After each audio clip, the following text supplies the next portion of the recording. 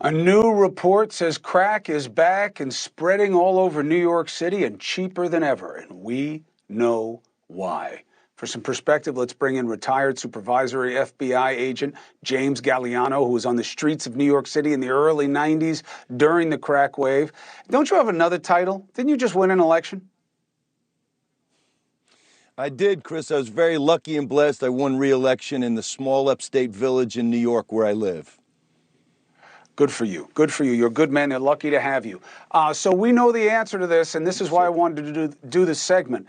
Crack is back because anything they can cut with fentanyl is in demand, and that's why it's cheaper than ever, because even as crappy as crack was, fentanyl's even cheaper to make than crack was. What does it mean to you?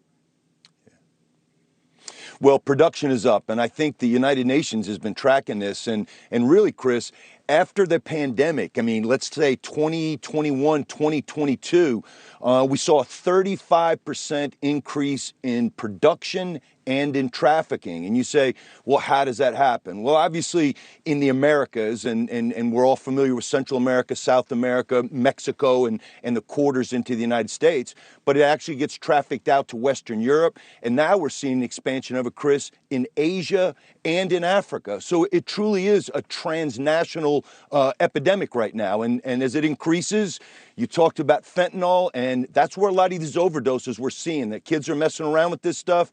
Crack is highly addictive. It's kind of the cool culture to go back and do something old school. And Chris, you remember as I do, 1990, New York City suffered 2,262 homicides. That was the apex in New York City, and a lot of it was tied back to the drug game.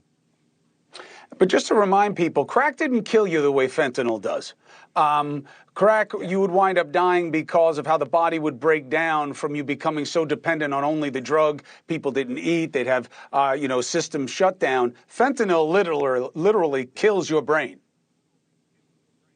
Yeah, Chris, in my experience, very few functioning crack addicts. You can have functioning alcoholics, functioning crack addicts, because as you just pointed out, it destroys your teeth, it destroys your bones, it destroys your muscles, and really, it destroys your will to do anything other than chasing that cheap, addictive high. That's why it's so potent, so addictive. And Chris, you take a kilo of cocaine or you take a few hundred grams, you stretch it out with some baking soda, you boil it up, it's easy to do, and you stretch it out, it gives that cheap, addictive high. And that's why in the mid 80s to late 80s and early 90s, it really was part of the destruction of the inner city during that time.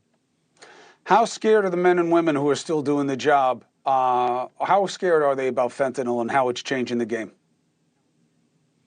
You just nailed it, and I don't think you're being overly hyperbolic by saying changing the game.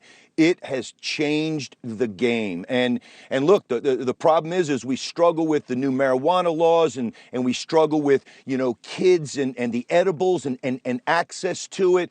And, I know there's an argument about whether or not those drugs are gateway drugs to other things. The problem with things like crack, you try it once, you don't walk away and go, yeah, that was nice, but I don't ever need to do that again. It literally is, it's the devil to smoke, and what we're seeing now shocks me because I thought that period of time was 30 or 40 years ago and that we'd never revisit that again, and here we are.